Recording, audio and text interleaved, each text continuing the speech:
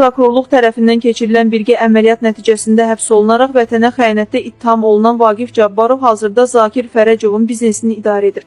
Bu həmin Vaqif Cabbarovdur ki, 2019-cu ildə intihar edən Laçın sakini Müqabil Baxışovun yaxınları onu Baxışovu intihara sövq etməkdə ittiham edirlər. Qeyd edək ki, Müqabil Baxışov uzun müddət Aqil Nəzərinin korrupsioner fəaliyyətinə qarşı mübarizə aparıb və bu korrupsiya faktlarını sosial mediada mətbuatda işıqlandırıb. 2019-cu ildə intihar edən Müqabil Baxışov ölüm qabağı yazdığı məktubda intihar etmə səbəblərini ona olunan təzyiq və təhdidlərlə əlaqələndirərək ona Aqil Nəzərinin və Zakir Fərəcovun intihara sövq etdiklərini yazıb. Ölümündən əvvəl isə Müqabil Baxışov sosial şəbəkədə canlı yayım keçirərək həyatının təhlükədə olduğunu bildirərək kömək istəyib. Qeyd edək ki, Müqabil Baxışovun intiharı ilə bağlı bir çox məsələlərə hələ də aydınlıq gətirilməyib və bu intihar hadisəsi Laçınlıları hələ də narahat etməkdə davam edir. İntihar hadisəsinin ədalətli şəkildə araşdırılması və günahkarların cəzalandırılması ilə bağlı Laçınlılar dəfələrlə etiraz aksiyaları keçiriblər. Laçınlıları isə hazırda narahat edən əsas məsələlərdən biri məhz Aqil Nəzərinin başçı olduğu Laçına geri qayıtmaqdır. Bəzi Laçınlılar bunu sadəcə özləri üçün təhqir kimi dəyərləndirirlər.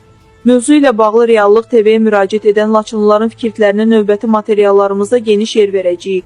Hamını düşündürən məqamlardan biri də qaynatası Vaqif Cabbarovun vətənə xəyanət etməsi, özünün vətənə xidmət etməkdən yayılması ilə gündəmə gələn icra başçısı Aqil Nəzərinin onu vəzifə sahibi edən iqtidara sadiq olub olmamasıdır.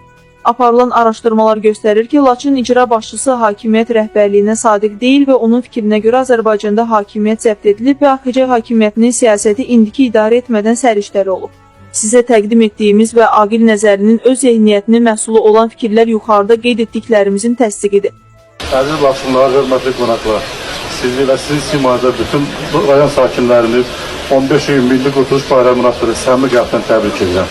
Və hər birimizin bildiyimiz kimi, təbii ki, Azərbaycan 1991-ci ildə müstəqilliyi ilk qədəm qoyduğu bir müddətdə, təbii ki, o vaxtki hakimiyyətin səriştəsi nəticəsində o müstəqilliyi qoruyub saxlayıb bilməmək ərəfəsinə gətirdiyi bir şəraitdə xalqın böyük təkidi və etimadı ilə, dəvəti ilə Ulu Öndər Bakıya dəvət alır və xalqın Bakıya dəvət alır və Ali Sovetin sədri seçilir. Və 15 iyun o tarixdən xalqımız üçün Qızıl Hərbəli bir qurtuluş bayramı kimi həmişə xalqımızın diqqətindədir.